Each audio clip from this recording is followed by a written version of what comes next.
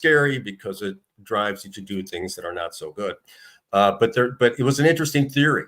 And I think there may be some truth to that, certainly for the ultra-Orthodox and those on the far right. So, and just to help out a little bit, those bombs you're talking about, the seed is the fact that America has admitted that Iran has acquired some American missiles to mimic, to build their own version of some of our missiles. And so they are going to get stronger because they've got some technology. And secondly, you're talking about U.S. non-involvement. Some of the bombs that I'm hearing that were so precise in Lebanon were American most recent abilities to target deep bunkers. So the U.S. quietly behind the scenes is doing stuff, even though they're not publicly admitting it. Well, I mean, and there are other ways that we see arguably American involvement. Prime Minister Netanyahu addressed the UN General Assembly last week on Friday, despite the fact that there is an outstanding arrest warrant by the International Criminal Courts, which the United States then did not enforce. And secondly, thanks now to evidence presented by the Israeli government, a photo of Netanyahu in his hotel room in New York, giving the green light for the attack that took out Nasrallah. And then more recently, the statement from the Israeli Foreign Ministry declaring UN Secretary General Guterres persona non grata and not welcome in the state of Israel. What is this then saying about our system of the international rule of law and how viable it is moving forward? You know, it's more political than actual. You know, the rule of law is seems to be something of convenience, as opposed to something that all nations and all people follow and adhere to. The disrespect for life is awful, and we're seeing that certainly in the Middle East, in other areas of the world. It's, you know, there's no redemption there. Well, when it comes then to the idea of, I'm sorry, go ahead. I'm sorry, Nancy, you want to go first, and then I'll. Yeah, I'm sorry. This is kind of a note from our sponsor. Because Alan's gone, I am driving the show today, which is, you know, and I forgot to hit a key button, and so we just went on about 2.5 minutes ago. So I really apologize, you guys. We've been talking about the Israeli situation, and so we'll try to keep the spicier stuff and all the swearing for later in the show to really entertain you. So I apologize. It's all my fault.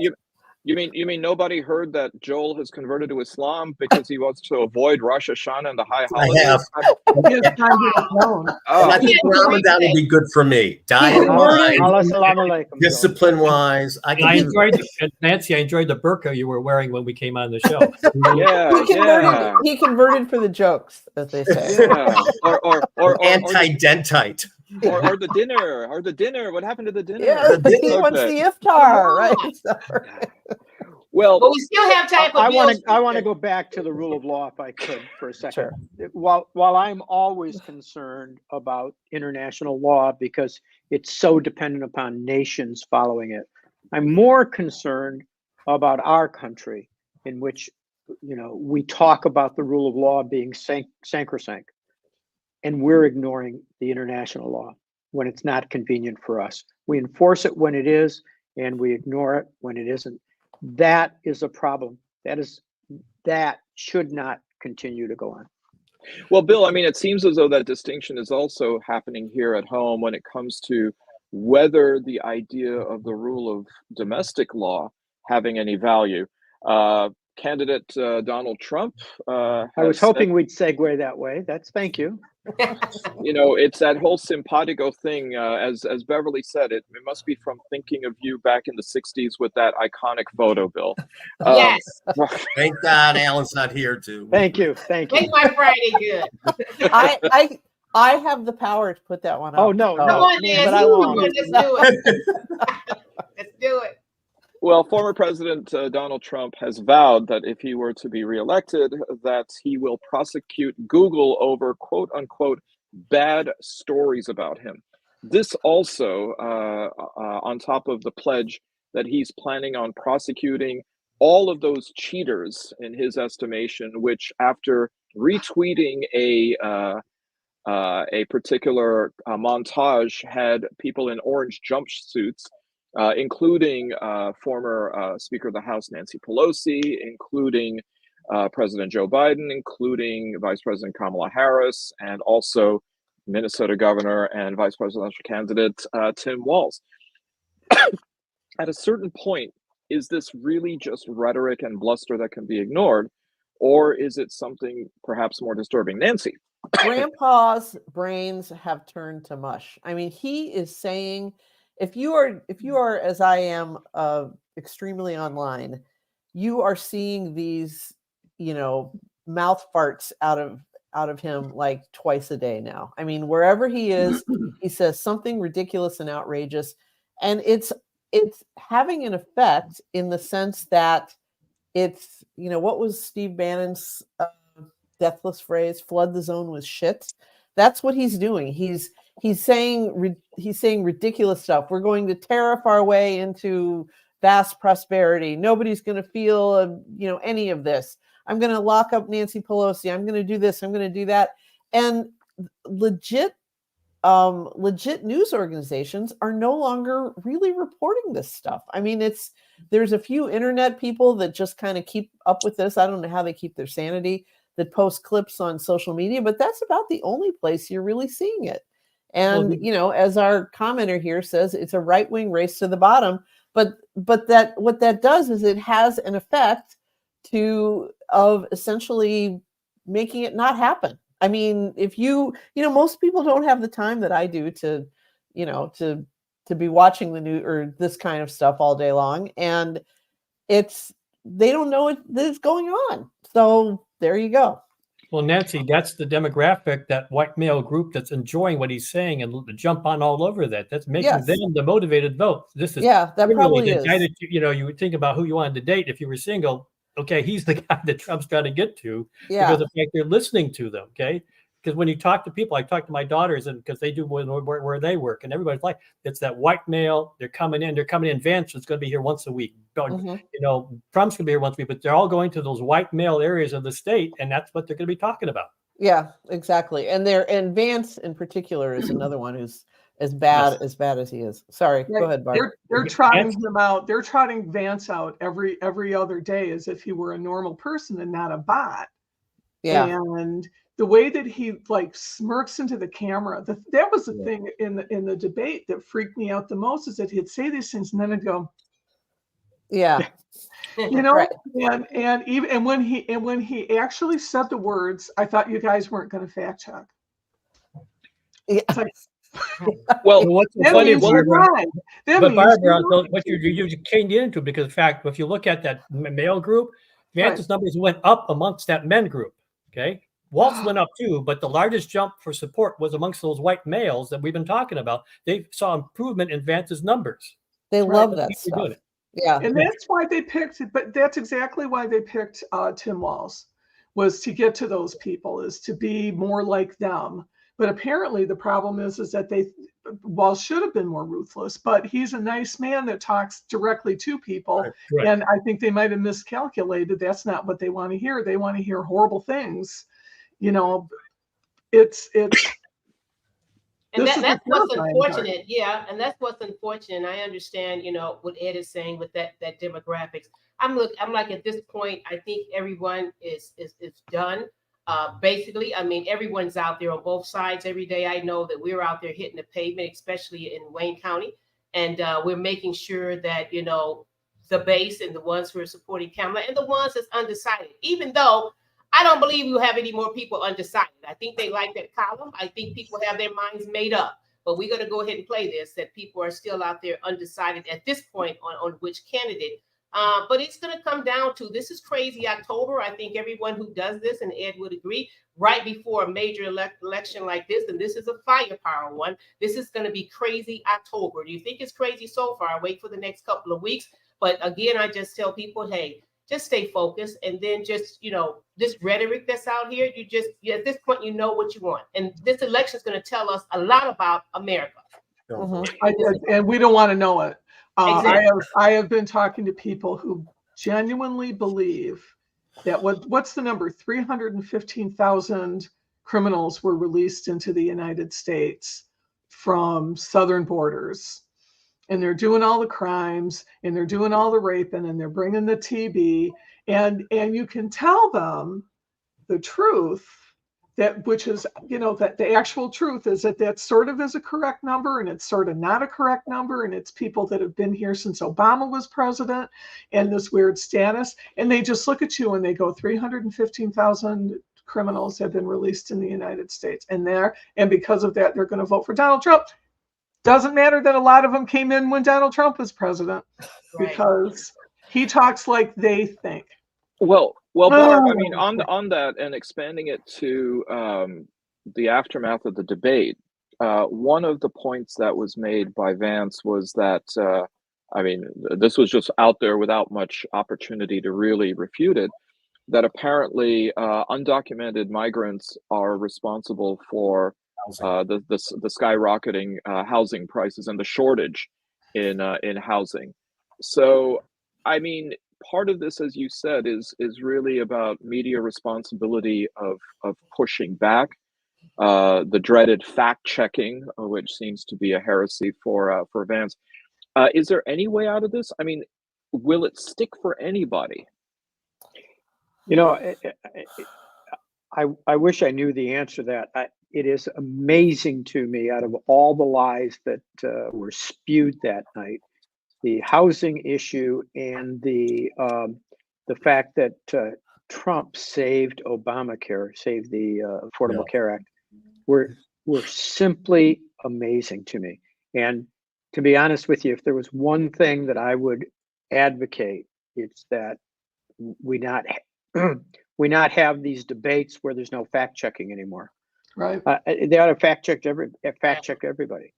If you really object to fact checking, you're probably a liar. Right. So, well, I mean, I was speaking to a journalist for a fairly large newspaper, not local, and she was describing to me that the whole idea about fact checking among editorial boards is not something for which the boards have a whole lot of appetite, because they get inundated with criticisms and hate mail from the right. And so in many ways, they feel as though, I mean, they're cowed into backing off. I mean, so somebody who said that this is unfortunately the creeping culture in some very prominent boards. Well, around, and keep also in mind that when people talk about fact checking, we need to do fact checking. It's like they act as though there's this army of people out there known as fact checkers, when in fact what they have is one editor, maybe, who's working from home, who's doing the work of 5, that used to be 5 editors, and now it's down to 1. And now this person is supposed to go through every single letter to the editor and every single op-ed that's submitted, and check the things that they even know to check. I mean, this is silly. I mean, they don't, the local media, the news, the so-called mainstream media has been so decimated by, cutbacks and buyouts and everything else, that fact checking is just a myth. I mean, editing is practically a myth. I can't believe the grammatical errors and the usage errors that I see in there. And that's the kind of thing that ought to be automatic for most editors. I mean, that it must hurt you physically, Nancy. It does hurt me physically. You see my I am silently judging your grammar sign up there. I mean, Nancy, my pet peeve is outside of. Outside of, yeah. Nancy, I get it. I have to. You're right on the spot, because I'm doing media buys for candidates, because I do a lot of that work. Right now, nearly 70% of Michiganders and nationally watch Fox News sometime during the day. 70%. Up to 70%. So the bottom line is why is everybody else doing this? Because they're trying to compete with Fox. Okay, they're trying to stay alive. But when I'm buying time, people says, who do we? 75% is Fox. I can't get a demographic that I can say this is all MSNBC or ABC. It's basically all Fox now. Yeah. Yeah. Isn't that because they watch it for cardio? Oh yeah. Remember, they don't have to. They're not sugarcoating.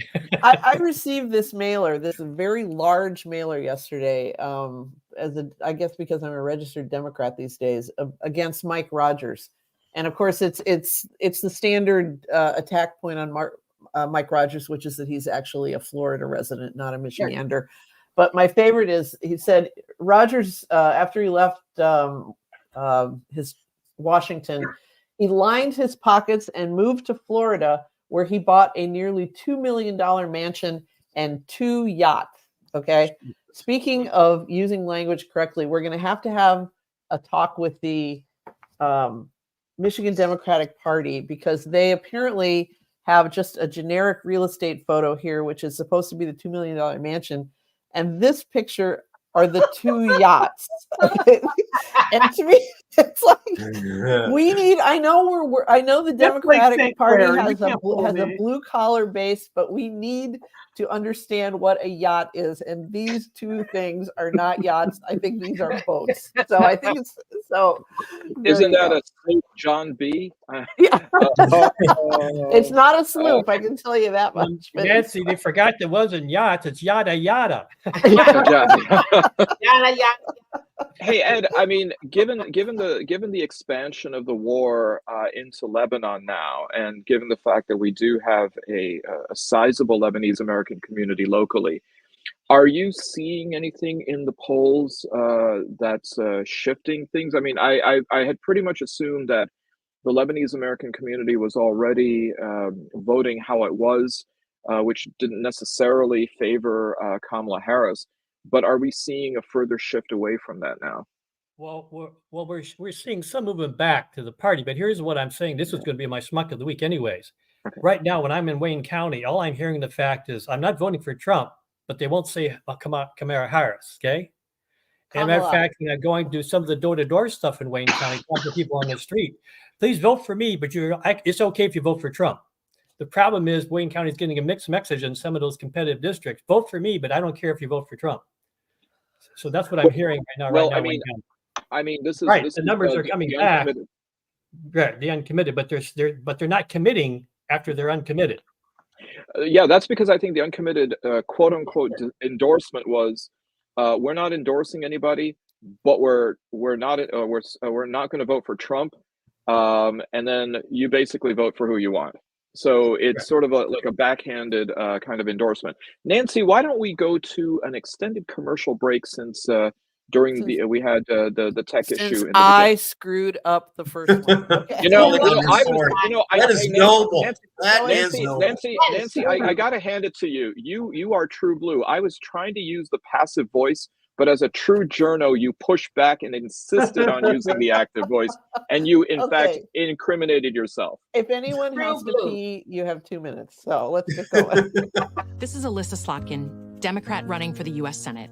I want to share a story about who, more than anyone, taught me the importance of listening and accountability. It was President Barack Obama. I served in the White House on his national security staff. I got to see him in action, up close, and behind closed doors in the Oval Office. First, he was brilliant, and therefore demanded people really knew their stuff. It was President Obama who grilled me on issues and demanded accountability on what we said and did. That commitment to accountability is exactly the approach I use today, listening to our communities. It's why I've written an opportunity agenda with detailed plans to strengthen Black businesses, increase Black wealth, and provide real opportunities for our youth. Because, as President Obama taught me, you better say what you mean and mean what you say. So that's why I approve this message. Neighborhood beautification, that's very important to Detroit. It's very important to block clubs, organizations, and people who live in the community. We got started with 2 lots and a vision of a treehouse center. Because if we can take these blighted lots, Detroit give us grants to be able to do something with them that the community wants, it's a plus because we're bringing our neighborhoods back to where we want them to be, where they should be. Hi, I'm Eric Sabri, your Wayne County Treasurer. If you're living in the home of a deceased family member and you're facing property tax foreclosure, the probate process can be helpful to you. If you file a probate petition, and notify our office, the foreclosure proceedings be halted during the probate process. Contact us at 313-224-5990 or email us at taxinfo@waynecounty.com. We're here to help.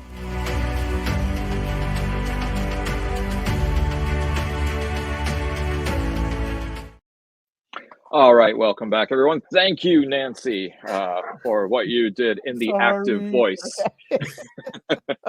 Well, we are now in the midst of October with the election coming up next month. But of course, there's always this idea of an October surprise. Some would say maybe it was the escalation of conflict in the Middle East. But another possible interpretation of that phrase is the fact that Special Counsel Jack Smith has released papers describing in some detail former President Donald Trump's efforts to subvert the 2020 election.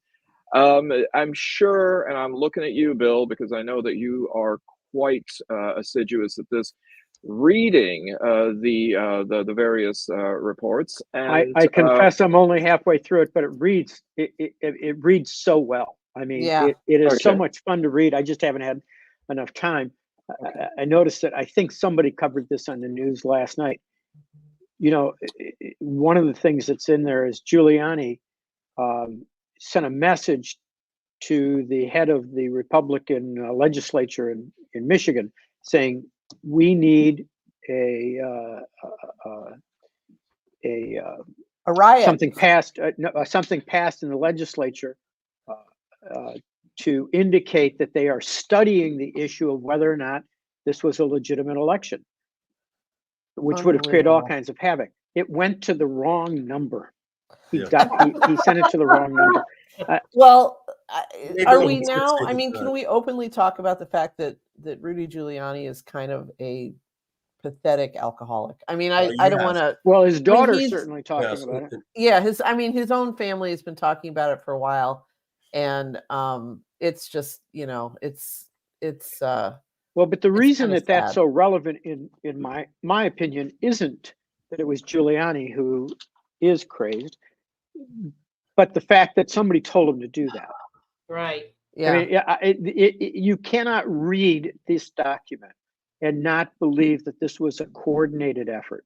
Mm-hmm. I mean, I thought it wasn't Jack Smith. I doubt it was Jack Smith who actually wrote it, but it was very well written, and it lays out what is clearly a coordinated plan to wreak havoc in as many states as possible. Yes, and you know, and I think that I know that this has been out in the press generally. The multiple people who have testified that when Trump was told that Pence's life was in danger, his response was, "So what?" Right. Yeah, exactly. That was really chilling about the VP and Pence and his fear to go along with the people that's supposed to protect him, his security, and had his gut instinct. Can you imagine? This is the vice president, you know, of the United States having that fear from the person who selected him.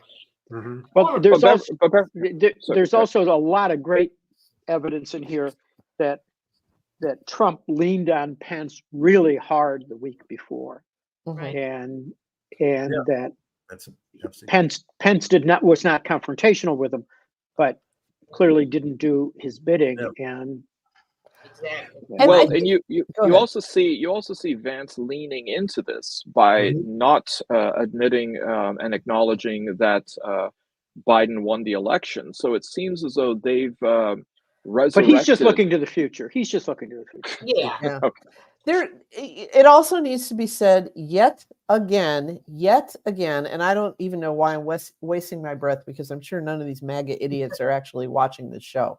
But what happened in the TCF Center that night was, I mean, it was borderline criminal. And this, you know, there are so many counting boards, or there were at the time. I think they've revised the procedure.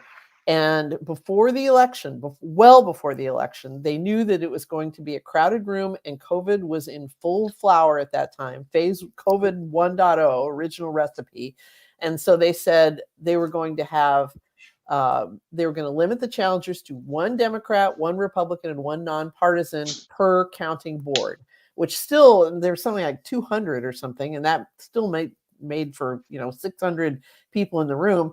And as the night went on, and they were letting extra people in. This wasn't a hard limit. They were letting extra people in. As the night went on and the lead began to whittle away, the Michigan Conservative Coalition essentially blew the horn and said, everybody get down to the TCF Center and fuck some shit up. Right. That's exactly what they did. And at some point the guard said, this room is overcrowded. No more people can come in. If you go out, you're not coming back in. And then they started banging on the windows, and that's when they put up the covers of the windows, because these people are taking pictures of the poll workers in there who are just trying to do their job. Right. And so they said, you don't. So this idea that they were shut out, that there weren't enough Republicans in there, there were hundreds of Republicans in that room. Who were watching all of this, who could tell the world that nothing untoward happened, but instead we ended up with Melissa Carone and Michon Maddock and all these other people out there, and it just infuriates me that this lie continues to just serve this, the MAGA base, and they won't shut up about it. And it's a completely racist lie as well. There's a reason that's they chose Detroit. There's a reason they chose Detroit, because Detroit means something to white guys in West Michigan. Right. You have to say exactly what it is, and that's why they went there. They weren't bothering us in Pontiac. And that's the other thing. Trump didn't lose Michigan in the TCF Center. Trump lost Michigan in Oakland County. All those nice moms in Ferndale and Farmington and all those. Absolutely. Bloomfield. Yeah, they're the ones who didn't do that. So and right now they can't find Republicans to work the counting boards. I'm signed up. My husband's signed up, and we're getting this stuff, and it's like we really want a balanced group in there, and they cannot get Republicans in there to do this. Right. And that's the only thing. And I don't scare. I scare very easily, but it doesn't stop me. Let's put it that way. I just keep going like a giant dope. But that's what really worries me is that when they figure that out, and if they figure that out. Right. I was You got to remember already, Pete Koster has already said Michigan has already ruined the races. The immigrants have already here. They've already voted. The votes are bad. We don't have to do any more county Michigan because we already know it's stolen. There's a man who should feel shame that doesn't. You bastard. Go ahead, Saeed. No. I was just showing Ed, confirming that I voted twice. You're the one. Right. I agree with Barb, because I know I will be at the Huntington place, just committed several days there. And you're right, Nancy, but I can tell you just, being involved and listening to some of all the plans, because they remember what happened in TCF, now Huntington Place in 2020. I urge the Republicans not to try that again, because it's not going to work in Huntington Place this time. No. I was in Costco yesterday, and I heard the one of the sample matrons, and she was speaking to somebody else, and she says, "You know what? It's going to be a fixed election again. It's going to be rigged. I mean, this is what happened in 2020." She says, "I went to bed at night and Trump was ahead, and I woke up in the morning and he wasn't, and that just proves it." And did you take her little bits of pizza bites or whatever and just upset the whole tray? You should have done that. So. Actually, that's what happened with Hillary Clinton. Clinton. On the first part, no on the other. Exactly. I was going to say that too, Bill. Yeah. The chicken, the butter chicken non-empanada was just too compelling for me to make waves. So the moral of the story is nobody go to sleep. Just stay up. Yeah. Stay woke. Well, I'm working as a challenge. I'm going to be a Democratic challenger at the TCF or at the Huntington Place this time. So if you're there, Beverly, see you there. If anybody else is within the sound of my voice is there, say hi. But it's going to be So part of how divided this country has to do with the fact that people won't even acknowledge the good on the other side. Hurricane Helene came through and really devastated several states. Florida, of course, was the point of impact. When President Biden was flying over Helene for the damage, because he didn't want to be on the ground and disrupt because of Secret Service protection and everything else, what was happening, Governor Ron DeSantis skipped accompanying the president.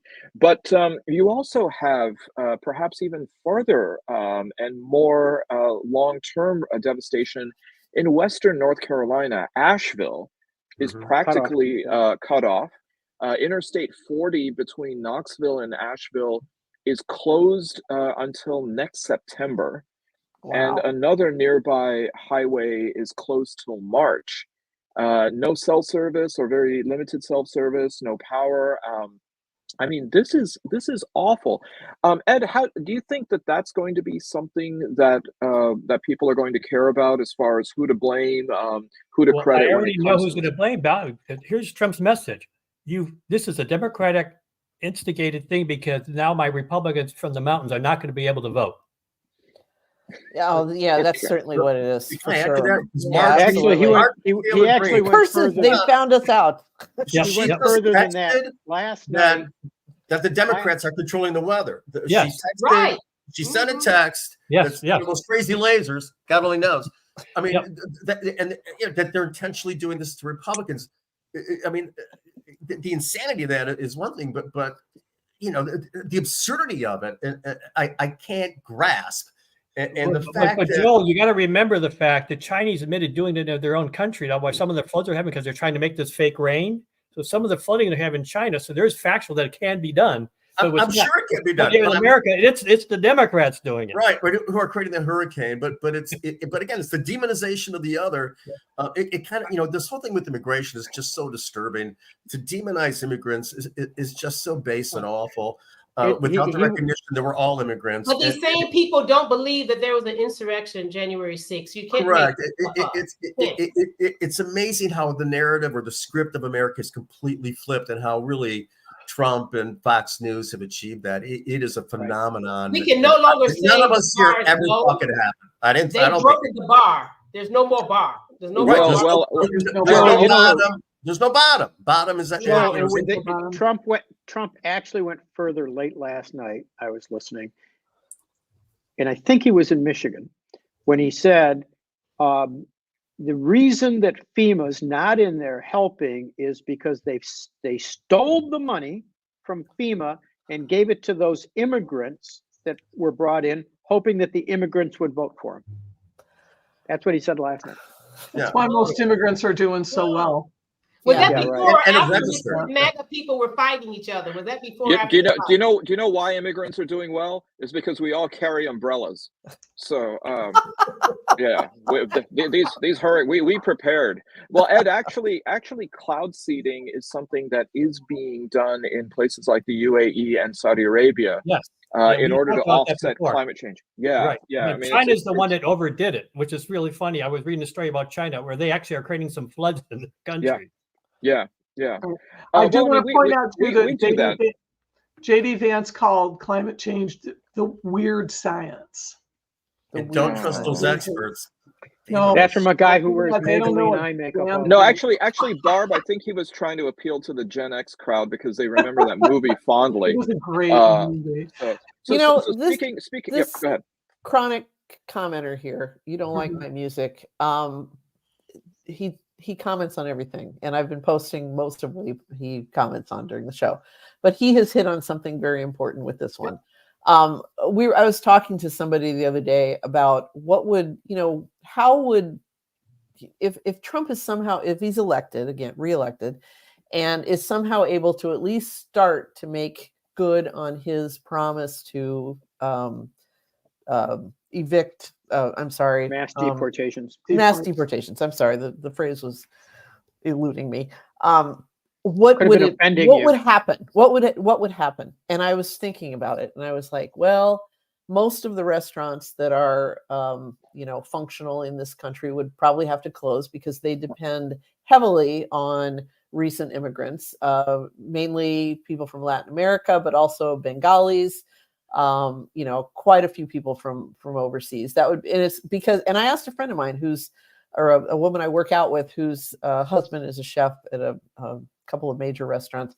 And I said, why do so many Bengalis end up in the restaurant business? And she just said, because they work harder than anybody you can ever imagine. So that would be the first thing, restaurants. We're talking about housing. We have a housing crisis. What's it going to be like if we get rid of like all, or, you know, half of the construction workers in this country who, again, are predominantly Latino? I mean, we're not going to be able to build anything. Yesterday, I was riding my bike back from somewhere and I passed a landscaping crew, everybody speaking Spanish to each other.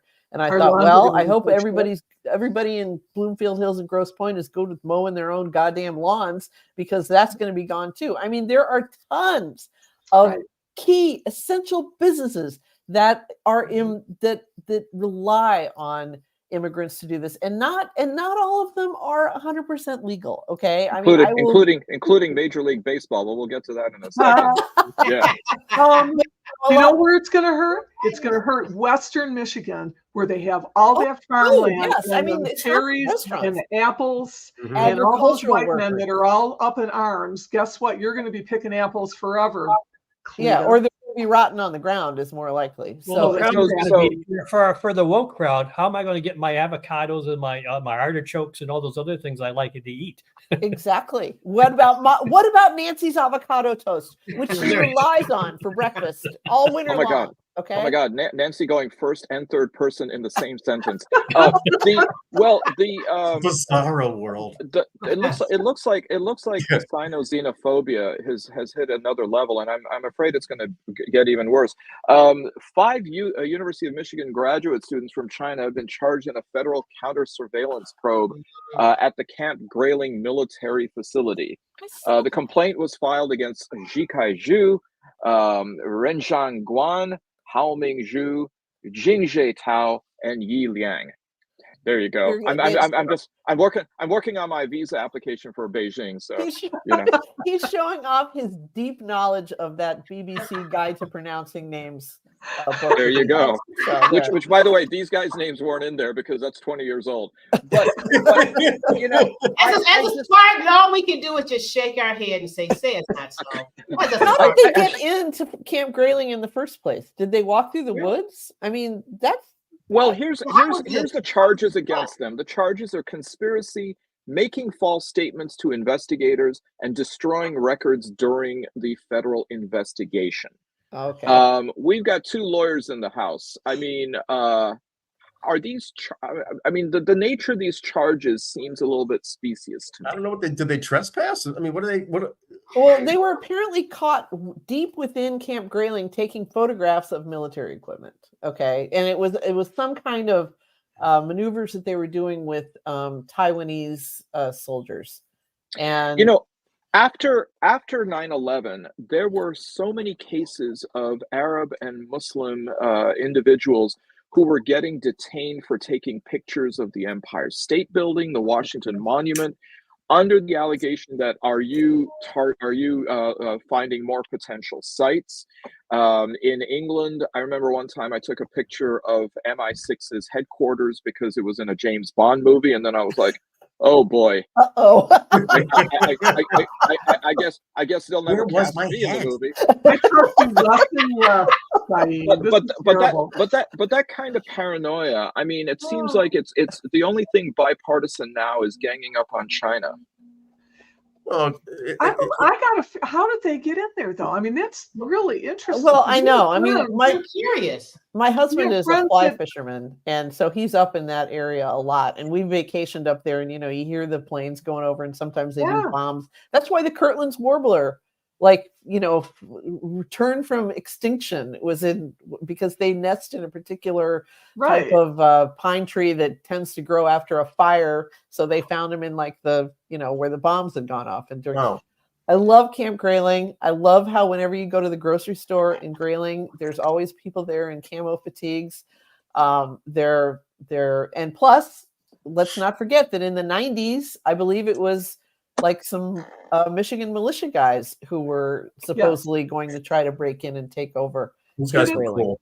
And you got to remember, Barbara, when you go up to Camp Grayling, if they're on maneuvers, they're going to be out of the most secret part, moving around. You know, it's not, if you read some of the, so they'll be able to get pictures, because you can't do maneuvers just in a small little area where everything's off guard. I understand. We have friends that live right. You have to take the road next to Camp Grayling to get to their place on the Manistee River. So Bob was up there and he accidentally took like a wrong turn. He's sitting there. He made it okay. But I mean, and by the way, and you drive by a fake Middle Eastern village where there's a little tiny mosque. You can see it. God, really? Oh yeah. Oh no, that's. By the way, Barb, I tell Bob I'm glad that he's safe, and I know a little bit about taking the wrong turns, like when I ended up at Grosse Pointe. So the hell are you doing? So before we go to the last segment, I do want to go ahead and recognize our great Detroit Tigers, who back in August had a 0.2% chance of making it to the playoffs. They swept the Houston Astros, and this is my favorite statistic. The pitcher for game 2 was Josh Hader, who has a salary this year of $19 million. The entire payroll for the Detroit Tigers this year, $18.8 million. Wow. So when you saw that picture of Houston pitcher Justin Verlander looking gazingly at the Tiger dugout, he wasn't thinking about his wife. He wanted back in the Tigers. So they're having so much fun. It's just like watching the Lions. You can tell the guys love each other. They're having a great time. Right. It's just, this is the joy of sport. Is this? There's the other thing I like about different backgrounds, different races, immigrants, non-immigrants, and they're all a collective working avocados, together, winning and bringing joy. Honey Crisp apples. Let's go. This is the first example we should be following. What I really like the fact that we've adopted now that because one reason we're winning, there was a big and deep analysis. Tigers are no longer depending on the first pitcher, okay, the lead pitcher. They're only working 3, maximum 4 innings. We only have one great starting pitcher, and that's a commitment now. A lot of teams are, because once we eliminated all our first stringers, we started doing this new routine, because they're just saying the fact we no longer can the other team get used to what our pitchers are going to be, because we change them so often. Right. Right. AJ Hinch has done a phenomenal job, man. Yeah. Tarek Skubal, who won the pitching triple crown, so win the Cy Young. And he's going to win the Cy Young, I am sure. Nancy, why don't we go to the final segment? Okay. Downtown Detroit, Robert Wells, Schmuck of the Week. There is again no paucity, no dearth, no lack of. Oh, and before we get just very quickly, somebody asked a little while back, "Where's Al?" Because of my screw up and cutting off the beginning of the show, Al and Alan and Steve Fishman are ringing in the new year. They're being the good Jewish boys, as opposed to say Joel Sklar, who is as opposed to the rest of us. Yeah, exactly. Yeah, I hope I make the Book of Life this year. I don't know. Well, if you were a Simple Minds fan, you could get into the Book of Brilliant Things, but that's a whole different thing. Okay, okay, I see where we are. Everyone just became smaller there. Ed, your schmuck. Well, I have 2 schmucks on an international basis. And I see, and I hope I'm not going to make you mad. Is President Erdogan of Turkey? Perfect, absolutely perfect. Honorary Turk has been conferred upon you. Yeah, because the point being the fact he's gathering other countries to take on Israel, to attack them. At the same token, he told Putin, "I don't want any more of your military equipment because I want to start buying F-35s from the U.S. again." And not only that, Ed, but I mean, he's still supplying oil and natural gas to Israel. Correct. So Yep. Those ones. And in the U.S., I've already said the fact is the Michiganders that are telling people who are running for office, vote for me, but it's okay if you vote for Trump. Yeah. Well, actually, Ed, I think the only critique I have is that you've shown your American bias, because only you, for whatever reason, see those as inconsistencies. When the world is much bigger than that. I know. But I help people teach you how to do that in my life. So I'm basically doing my penance. No. Wait a whole week. The Day of Atonement is next week. Next Okay. week. Okay, Beverly. Okay, there were several this week, but I only have one, and mine's going to go to the former First Lady Melania Trump, who just made her 10 toes down declaration that she's going to stand up for abortion and reproductive rights.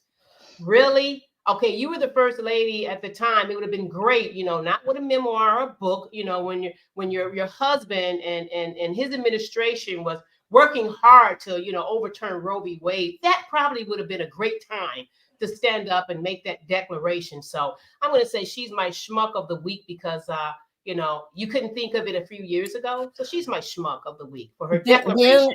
She's standing up for abortion. Dan Savage tweeted something that should have occurred to me when I read that, which is that for some time now, Republican anti-choice presidents have used their wives to make these statements, and then soften the ground a little bit, bring in a few wobblers on the women on the fence. Well, yeah, he said all that stuff, but his wife said this, and so we'll give him a break. And I think most people saw it that way. This was October antics. Yeah. Did you see the video in which she announced this? Was her voice half, or was her face half in shadow, and was it black and white? It comes out of the shadow. In my country, I believe that the woman has to have the right of the fundamental right of her body. Yeah, I think very scary. And I'm a very beautiful bodied woman, so I can go run around nude too. Yeah. Well, I got news for you about her body, Ed. You're not going to like it. Go ahead. I heard the October surprise is actually that she's still alive. Yeah. And they wheeled her out. Golf courses, Melania. I heard that she was asking for $250,000 to appear on CNN for an interview about her book. She was. And she received $250,000 from CNN, but from a Republican organization that she spoke at. No, she spoke at the Log Cabin Republicans fundraiser, and they paid her. I think the Trump campaign actually paid her about $250,000. Yeah, that's not unusual. And I would only point out that as a sex worker, she is accustomed to being paid for her time. So that's, I think, completely. Good point, Nancy, that's not true. We all know that. We all know that keynote speeches are the world's oldest profession. So. And hey, sex work is work. No judgment, Melania. No judgment. So you guys you better rein us got to pay the rent. We're going to keep going. So Nancy, SNL is going to be great this weekend. SNL will. Are you kidding? 2 weeks ago, I was assigning all of you porn movie names because that's where we were going. So remember the high school stuff, the reason she can't get laid off. Just kidding. Well, actually, Nancy, if you enjoy what you do, it's not really work. Well, I was going to say anybody who has to get in bed with Donald Trump is not enjoying what they're doing. So go ahead. Thank you. Well, thank you. So speaking of thinking of England, Barb. Oh, all right. I have two. I have former Colorado County Clerk Tina Peters. Sentenced to 9 years for trying to steal the election, and I think that Nishan Natick better be looking. Did you listen to the judge's sentencing? The judge just ripped her a big. Yeah. Oh my God! I was so Saeed. I felt like I needed a cigarette after that. It was so good. So satisfying. That was great. My other one, real fast though, is Carlos Tavares, who is the CEO of Stellantis. And he's so stupid. He's how did this guy get where he is? He's so inept. He's so bad. He's trying to fix his arrogant profile. And it's like, you're bringing this, he's going to bring that company down. And Sean Fain is going to strike that company with a big, giant grin on his face. And you can argue whether it's a good idea this time of year to do that, but I think that he is proving, as did the dock workers, God bless them, that don't fuck with workers. Yeah. Stop fucking with workers. This is just do you want immigrant labor making your cars and unloading your boats? It's not going to work. So solidarity forever, and I hope Tina enjoys prison as much as she can. 9 years. Yeah, 9 years. He made consecutive sentences, man. Yeah, he was not fucking around, and it's unpardonable. I mean, at first I thought this was in the federal system, but it's local, which means that even if Trump is reelected, she's not going to be pardoned. She can't be pardoned. Yeah, and sometimes like you'll hear a judge say awful things, and then they'll be nice at the end. He did also things, but none of that was common. It was from the get-go to the end, like, you're an awful human being. You're a disgrace to the nation. You're going away for as long as I can put you. There was footage today of her being arrested when she was arrested, and it was the most Karen moment I have ever seen in my life. Right. She kept saying, "Let go of me. Who the hell are you hurting me? You're hurting me. I'm gonna have a bruise. Boy, oh boy, you know." Yeah, I'm gonna have a bruise, and I'm gonna let everyone know that you gave me a bruise. I like awesome. I like the irony that as she's going to be going into jail, the Menendez brothers might be coming out. So there you go. There you go. What Joel. a world. Okay, I got Marjorie Taylor Greene just for this morning's tweet, the constant idiocy and the joy and exuberance in which she spreads it out there. My other one, and this is from watching Monday Night Football, a lot of ticky-tack interference calls.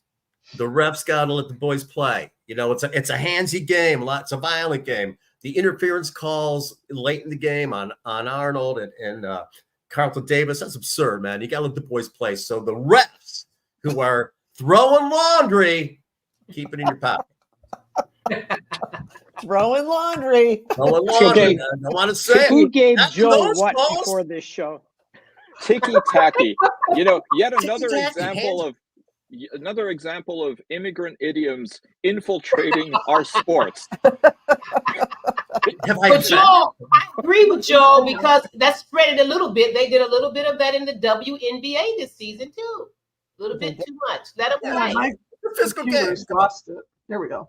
Sorry. Do you think that they were dialing down because Caitlin Clark was getting beat up pretty well out there? That's a pretty intense story, well, perhaps, but I think that we definitely need to applaud her because after everything she withstood, you know, she played a hell of and had a great first season. Rookie of the year, you know, yeah, a hell of a season. First time out, brought people to the game. More people to the game. She brought more people to the game than anybody. I thought it was a season. I thought it was a season of hazing. It reminded me of Robbie Benson in the movie One on One. Love that movie. Yes. Love that movie. But one thing, I'm not. You know, I like all. God, it was a high school movie. I'm glad the whole league is getting. It was Robbie Benson. But she definitely showed her sin. Somebody gave Joel a gummy before the show. Well, I'm happy to have one after the show, and I'm not. We could. I'll do one before the show one time. The THC content does matter. I don't care. Nancy, it's time for Bill's picture on this one. Wow, that is an archetype, Beth. Okay, well, speaking of Bill, you're next. I don't know if I can do this. I guess I'm going to pay a little homage to Barb. I'm surprised she didn't do this one, but the management staff at Impact Plastic in Tennessee, who threatened to fire anybody who left early as the storm came in, only cost 5 people their lives. Oh my! And a couple people are still missing. They're number one. And Kenny King, the judge who just keeps on giving, is my number 2. It just came out that that they eliminated all the chat function on the district court, in 36 district court, because they determined that he was communicating with a bunch of followers and talking about the case and not paying attention to the case and giving and disclosing confidential information. I'm going to be real surprised if this guy stays on the bench much longer. I think the Judicial Tenure Commission may well take him out. I also want to point out 2 other things. One, the October surprise we didn't talk about. The economy is getting so much better. Oh my God! Right. That is likely to. The job numbers were to come out today, I thought. Right. It was over Well, 200. It was over 200,000 new jobs. Wow. Right. Yeah, but those are all going to immigrants. So Yes, I mean, and it's what's fake the point? news. Yeah.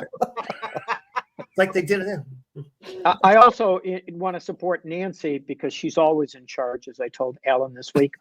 That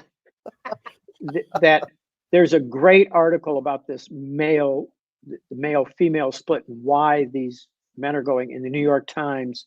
Why are Gen Z women so much more liberal than Gen Z men? I highly recommend you read the article if you get a chance. I will. I will read that. It speaks to. I think it speaks to what's going on in terms of the vote split. Interesting. But Gen Z men are likely to be playing video games rather than voting. That's my big hope. And the women are going to be out voting. Oh, women, we're going to vote. Oh, absolutely. But Gen Z women. Yeah. All right. Nancy. Okay. As long as I have been here, and in my conversations with my colleagues, I've said, I'm not so sure about this Charlie LaDuff guy. And I am told over and over by veteran journalists, he's a great reporter. He's a little hard to take, but he's a great reporter. Okay. So today or the other day, I'm scrolling Twitter during a break. I don't know what I was doing. And I see that he had RFK Jr. on his show this week, his podcast, and in person, which tells you something about the state of RFK Jr.'s life these days, that he finds time to sit on the second floor of the American Coney Island with Charlie for an hour-long interview. But at the same time, it's also instructive because Charlie allowed him to spew bullshit, lie after lie. And I could only stand to listen to the Make America Healthy Again segment. He put up some very helpful, anchors so that I could just click there and not have to sit through the rest of it.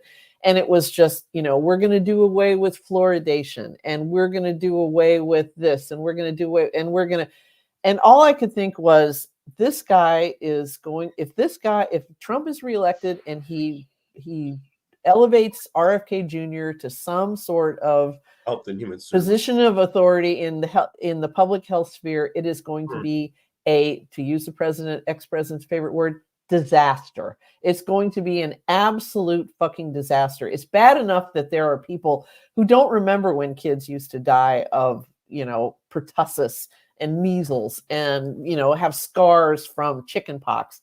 It's going to be terrible. And the idea that, Mr. Tough Reporter, Charlie LaDuff, who's, he won't let Dana Nessel get away with that stuff, will just sit there and let RFK Jr. run his mouth. Oh, speaking of which, and we're talking public health with Charlie LaDuff, the guy who smokes Marlboro Reds like they're going out of style and likes to have a few. It's like, if you want to improve your health in this country, give up smoking, drinking, wear your seatbelt, get rid of the guns in your house, and you're on your way to a long and healthy life. But nobody. Well, Nancy, if you look at his demographics, he's speaking to his demographic that listens to him all the time. I know. I realize that. I mean, that's the thing. He's basically just playing. I mean, he's a clown now. I mean, it's like, this is just an entertainment show at this point. And Nancy, you know who really loved that interview, Nancy? Who? The Lafayette Coney Island, because it wasn't there. It's still my favorite Coney, but that rat thing is like there weren't rats. Time to get it out your mind. Come on. You mean the mascot? I still love the Lafayette. I've gone back, but there were always rats at both Coney but Island. I knew that because I went to the bathroom. It was like, oh my god! But it wasn't official. Well, Joel, you should have seen paranoia neurosis. Official rat, but Joel, there. Joel, didn't you see the sign said occupied when you went there? I mean, hey, give me a minute. So my schmuck of the week is CBS Morning's Tony Dokupal. He had Ta-Nehisi Coates, the famed writer, on his show, who's promoting his latest book called The Message, which is a series of essays.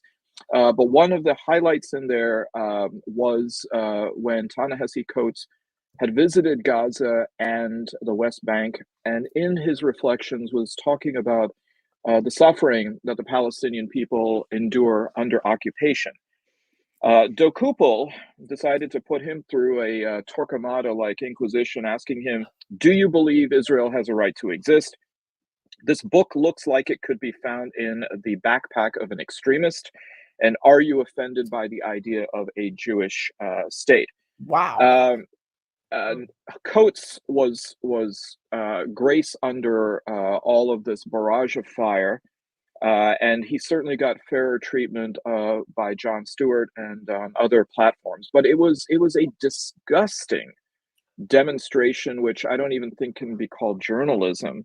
But unfortunately, it's not uncommon. I mean, we saw this with Jake Tapper and Dana Bash on CNN, that any invocation or recognition of Palestinian condition or suffering is met with an indictment. Jake Tapper actually perpetuated, as did Dana Bash, the mischaracterization of Rashida Tlaib when it came to her critique of Dana Nessel bringing charges against U of M protesters, pro-Palestinian protesters. And Dana Bash, a few months ago, when a 6-year-old Palestinian girl was killed, referred to her as a woman, as if somehow or the other that is more acceptable as a civilian casualty. So, right. Tony Dokupul, for masquerading as a journalist, you are my schmuck of the week. Well, here we are again at the conclusion of another show, and thank you. We gave you a whole hour, even with my screw up. So there. we did, because we do not deprive anyone. And great job, Nancy, at the helm. Great job, everybody. We may be depraved, but we do not deprive. Wow. We're depraved on account of we're deprived. I am running to get that bumper sticker made right now. I too. Yes. Thank you, Ed Sarpolus. Thank you, Beverly Watts. Thank you, Barb Ingalls. Thank you, Joel Sklar. Thank you, Bill Seikaly. And for you, Nancy, thank you. And with the last word, without Alan. Drive home safely. There you go. Nailed it. Thank you, everybody. Again. Happy high holidays. Have a great weekend. Go Lions, go Tigers. Yeah. Bye-bye.